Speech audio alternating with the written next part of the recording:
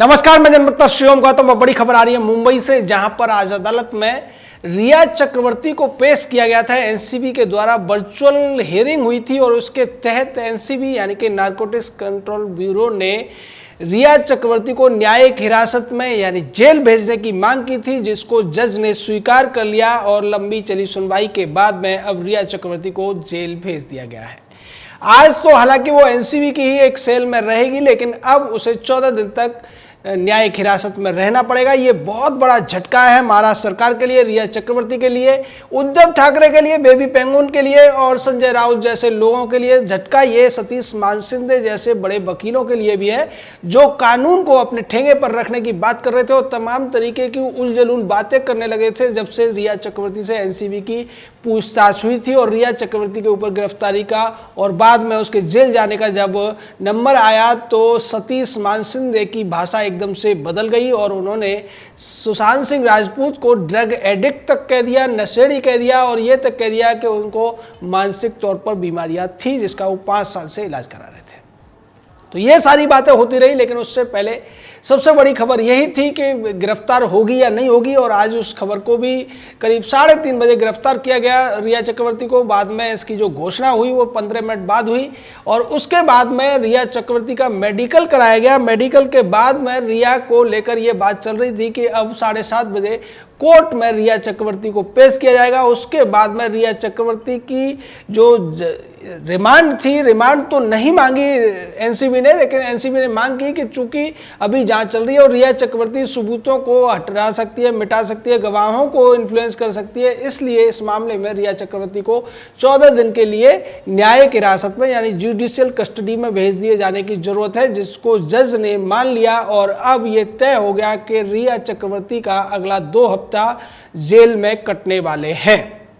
निश्चित तौर पर इससे उन लोगों को बहुत ज़्यादा राहत मिली होगी, शांति मिली होगी जो अब तक सुशांत सिंह राजपूत के मामले में न्याय की गुहार लगा रहे थे। न्याय के लिए सोशल मीडिया हो या दूसरे माध्यमों से एक मुहिम चलाए हुए बैठे थे और उनकी मुहिम को आज 2 सफलताएं मिली। पहला, रिया चक्रवर्ती गिरफ्तार हुई, जिसकी गिरफ्तारी को टालने की कोशिश 80 दिन तक महाराष्ट्र पुलिस ने की थी। तमाम सबूतों को मिटाया गया, तमाम चीज़ों को इस तरीके से लीपापोती की गई कि रिया चक्रवर्ती अब तक गिरफ्तारी से बचती रही थी। हालांकि हमने आपको पिछले हफ्ते ही बता दिया था कि रिया की गिरफ्तारी तो तय है, लेकिन अब ये इसमें पता अभी तक नहीं चला है कि ये गिरफ्तारी एनसीबी करेगी या सीबीआई करेगी। और आज ये तय हो गया कि एनसीबी ने पहले उसे गिरफ्तार किया और उसके बाद उसे न्यायिक हिरासत में भेज दिया है। उसके बाद में सीबीआई का मामला भी है और अगर सीबीआई उससे पहले कोर्ट में फिर से रिमांड की मांग कर देती है या 14 दिन बाद जब रिया चक्रवर्ती के छूटने का टाइम आएगा, तब अगर सीबीआई इसको लेकर रिमांड मांगती है तो फिर से रिया चक्रवर्ती को गिरफ्तार किया जाएगा और फिर से उसे न्यायिक हिरासत में या फिर जो रिमांड है उस पर लिया जाएगा। तो निश्चित तौर पर रिया चक्रवर्ती और उसके भाई सौविक चक्रवर्ती के अब जो दिन है वो एकदम से बदल गए हैं। उनकी तमाम कोशिशें बेकार हुई, महाराष्ट्र सरकार की तमाम कोशिशें बेकार हुई। संजय राउत से लेकर बेबी पेंगुइन तक और उद्धव ठाकरे से लेकर तमाम जो दूसरे लोग लगे हुए थे रिया चक्रवर्ती को बचाने के लिए, मुंबई पुलिस लगी हुई थी, ये सब के सब इनकी जो योजना थी वो एक तरीके से धराशायी हो गई और रिया चक्रवर्ती अल्टीमेटली अब जेल के लिए रवाना हो चुकी हैं। आज तो खैर उसे एनसीबी की सेल में रखा जाएगा, लेकिन कल निश्चित तौर पर रिया चक्रवर्ती जेल के सलाखों के पीछे ही होगी। लेकिन अगर आधिकारिक रूप से कहा जाए तो आज से ही वो जेल में है और 14 दिन तक उसे जेल में रहना है।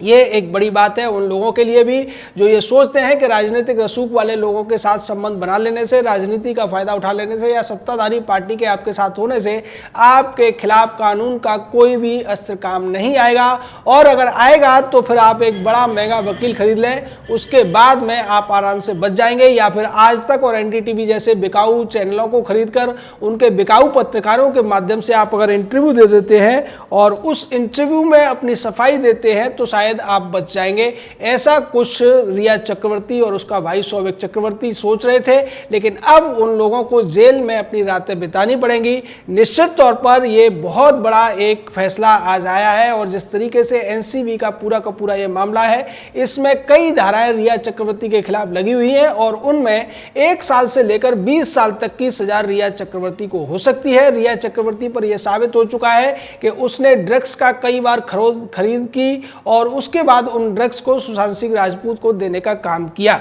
साथ ही साथ उसके ड्रग पेडलर्स के साथ में, ड्रग डीलर्स के साथ में जो संबंध रहे, वो पैसे भी दिया करती थी उनको और ड्रग्स मंगाया करती थी। ये सारी बातें साबित हो चुकी हैं। सबसे बड़ी गवाही इस मामले में रिया के खिलाफ उसके भाई सौविक चक्रवर्ती की रही, जिसने ये कहा कि मैं रिया के कहने पर ये सारे ड्रग्स खरीदता था या इंतजाम किया करता था। तो इसको लेकर रिया चक्रवर्ती और सौविक चक्रवर्ती का जब आमना सामना कराया गया तो उसमें रिया फिर फूट फूट कर रोने लगी और उसने अपना अपराध कबूल कर लिया। हालांकि इस पूरे के पूरे मामले में जिस तरीके से आज तक चैनल ने एक बड़ा झूठ बोला था और आज तक ने रिया चक्रवर्ती को एक मंच मुहैया कराया था ये कहने के लिए कि उसने आज तक ड्रग्स नहीं लिया है, वो कभी ड्रग्स नहीं लेती है और हाँ, सुशांत सिंह राजपूत ड्रग्स का इस्तेमाल किया करता था, ऐसा उसका कहना था। उसके बाद में सतीश मानसिंदे जो रिया का वकील है, अब उसकी फीस किसने दी है ये बहुत बड़ा रहस्य अब तक बन चुका है। लेकिन सतीश मानसिंदे ने भी ये कहा था कि रिया अपना ब्लड टेस्ट कराने के लिए राजी है और उसने अभी तक ड्रग्स नहीं लिया है, वो कभी ड्रग्स नहीं लेती है। हालांकि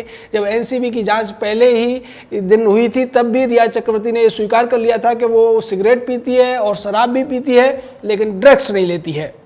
और आज जिस तरीके से रिया ने ड्रग्स को लेकर भी स्वीकारोक्ति की है, उसके बाद ये तय हो गया था कि रिया की गिरफ्तारी तो आज होनी ही होनी है और वो हुआ भी। उसके बाद उसे कोर्ट में पेश किया गया। लेकिन दूसरी तरफ जो लोग अब तक रिया को बचाने की कोशिशें करते हुए नजर आ रहे थे, तमाम वो चैनल या तमाम जो सत्यमेव जयते हो, जस्टिस फॉर रिया जैसी बातें कर रहे थे और तमाम स्वरा भास्कर हो या दूसरी इसी टाइप की तापसी पन्नू टाइप की जो साइड हीरोइनें थी, वो अब उनको बहुत बड़ा झटका लगा है। झटका उन 25 नशेड़ियों को भी लगा है जो बॉलीवुड में बड़े नाम रखते हैं और साथ साथ झटका उन 2-3 बड़े बड़े जो नेताओं के नाम आ रहे हैं, उनकी पार्टियां अभी तक खोला नहीं गया है लेकिन ऐसा लगता है शिवसेना और एनसीपी से संपर्क रखने वाले, उनमें रहने वाले 2 बड़े नेताओं का भी इस पूरे के पूरे ड्रग्स के धंधे में कुछ हाथ रहा है, जिसकी वजह से रिया को बचाने के तमाम हथकंडे अपनाए जा रहे थे। और जो 25 नशेड़ियों के नाम, 25 गंजेड़ियों के नाम रिया चक्रवर्ती ने लिए हैं, उनके नाम बाहर आने के बाद तो निश्चित तौर पर बॉलीवुड का जो भयानक स्याह चेहरा है पूरी दुनिया के सामने उजागर हो जाएगा। अब तक लोग बॉलीवुड के इन तमाम एक्टर एक्ट्रेस को बहुत अच्छा समझते थे, इनके चरित्र को लेकर बहुत उन्होंने मनगढ़ंत किस्से बना लिए थे, लेकिन अब जैसे ही उनके चेहरों से वो नकाब उतरेगा, उनका वो नशेड़ीपन, उनका वो गंजेड़ीपन, उनका ड्रग पेडलर्स के साथ संबंध, उनका ड्रग माफिया के साथ संबंध, ये सारी चीजें जब उजागर होंगी तो बहुत से ऐसे चेहरों के जो कालिक है वो जनता के सामने आ जाएगी। निश्चित तौर पर उन सभी को डर लग रहा था कि कहीं अगर रिया चक्रवर्ती को जेल भेज दिया गया या उससे और ज्यादा रिमांड मांगी गई एनसीबी के द्वारा तो वो उनका नाम खुलकर बता देगी। और चूंकि ये कहावत है कि कोई आदमी दूसरे को तब तक बचाता है कि जब तक उसकी खुद की गर्दन न डूब रही हो, लेकिन अब चूंकि रिया चक्रवर्ती और सौविक चक्रवर्ती दोनों ही पुलिस के द्वारा जेल भेज दिए गए हैं तो निश्चित तौर पर अब उन लोगों को बहुत ज्यादा डर सता रहा है जिनके नाम रिया चक्रवर्ती ने, सौविक चक्रवर्ती ने लिए हैं। और इन सारे लोगों को भी अब एनसीबी के द्वारा सम्मन भेजे जाने हैं और उसके बाद में उनसे पूछताछ होगी। पूछताछ के बाद उनके यहाँ भी छापामारी होगी और उस छापामारी में जो कुछ सामने आएगा, जो कुछ सबूत होंगे, उसके आधार पर देखने को मिलेगा कि बॉलीवुड के बहुत से बड़े बड़े नाम इस पूरे धंधे में, इस पूरे खेल में, जिसको कि नशे का कारोबार कहा जाता है, नशे का पूरा मकड़ जाल कहा जाता है, किस तरीके से लिप्त है। इसकी झलक तो तभी मिल गई थी जब एनसीबी ने जांच शुरू की थी रिया चक्रवर्ती के साथ में, तब अर्जुन रामपाल टाइप के तमाम ऐसे पुराने एक्टर्स सामने आने लगे थे, उनकी कमेंट्स आने लगे थे, उनके ट्वीट आने लगे थे और यह कहा जाने लगा था कि रिया चक्रवर्ती को एक महिला होने के बावजूद जिस तरीके से निशाना बनाया जा रहा है, जिस तरीके से एक महिला के ऊपर यह सब किया जा रहा है वो ठीक नहीं है। उसके भी अधिकार हैं, उसको भी आज़ादी है, उसको भी संविधान से तमाम राहत मिली हुई, इस तरीके की बातें की जा रही थी। संविधान का हवाला दिया जा रहा था, उसके अधिकारों का हवाला दिया जा रहा था, फिर विक्टिम कार्ड खेलने की कोशिश की जा रही थी। लेकिन इस तरीके का विक्टिम कार्ड कंगना रनौत के लिए किसी ने नहीं खेला था, जिसके खिलाफ पूरी की पूरी महाराष्ट्र सरकार पड़ गई। जिस तरीके से संजय राउत ने उसको गालियां तक दी और दूसरे जो विधायक थे शिवसेना के या जो महिला कार्यकर्ताएं थी वो उसके पोस्टर पर चप्पलें बरसा रही थी। एक विधायक तो सीधे तौर पर कंगना रनौत को मारने तक की धमकी दे रहा था, तब किसी ने नहीं बोला था। लेकिन जब अपनी गर्दन फंसती दिखी, अपनी पूंछ जब पैर के नीचे दबी, तब ये लोग इस तरीके से रिया चक्रवर्ती को बचाने की मुहिम चलाते हुए दिखाई दिए। और जिस तरीके से रेणुका साहनी टाइप के भी जो दूसरे बीते दिनों की जो साइड हीरोइनें थी, उन्होंने भी जिस तरीके की बात की है, उससे ऐसा लगता है कि रिया चक्रवर्ती के साथ इन सब के भी नाम अब उजागर होने वाले हैं, क्योंकि ड्रग्स का जो पूरा का पूरा कारोबार है, ड्रग्स का जो मकड़जाल है, उसमें आधे से ज्यादा बॉलीवुड के नट और नटनियां उसमें लिप्त हैं। उसके साथ साथ तमाम ड्रग पेडलर्स हैं और इसके तार जो हैं जो डी कंपनी से भी जुड़ते हुए दिखाई देते हैं, जिसको लेकर डॉक्टर सुब्रमण्यम स्वामी ने शुरू से सवाल उठाया था और ये कहा था कि इस मामले में निश्चित तौर पर डी कंपनी का कहीं ना कहीं इन्वॉल्वमेंट है, जिसकी वजह से मुंबई पुलिस इन अपराधियों को बचाने की कोशिश कर रही है, सबूतों को मिटाने की कोशिश कर रही है, को पूरी की पूरी जांच को अलग तरीके से मोड़कर इस मौत को, इस हत्या को सुसाइड का नाम पहले ही दिन से जिस तरीके से मुंबई पुलिस के द्वारा दिया गया था, तभी इस पर शक हो गया था और इसी वजह से इस पूरे मामले में पहले बिहार पुलिस ने जांच की, फिर सीबीआई ने की, फिर इसमें ईडी आया और ईडी के बाद जिस तरीके से एनसीबी आया। हालांकि ईडी की जांच शुरू पहले हो गई थी, लेकिन मांग बाद में हुई थी और चूंकि सीबीआई का मामला सुप्रीम कोर्ट चला गया था, इसलिए ईडी ने पहले जांच की और ईडी को इस पूरे मामले में जब ड्रग पेडलर्स को पैसा देने का, पैसा सप्लाई करने का जब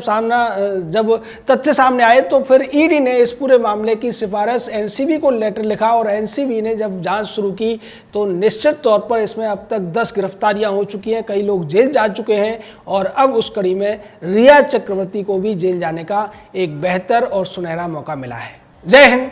जय भारत।